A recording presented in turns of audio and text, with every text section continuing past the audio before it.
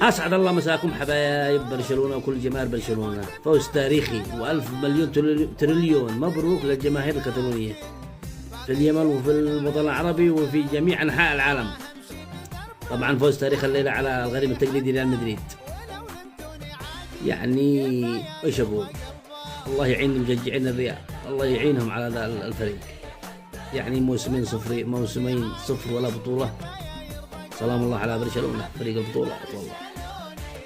كان هذا موسم كان في افضل ان احنا ناخذ من اكثر من بطولة، بس الحكام ودوري الابطال وكأس الملك وانتم عارفين اللي تابع البطولة.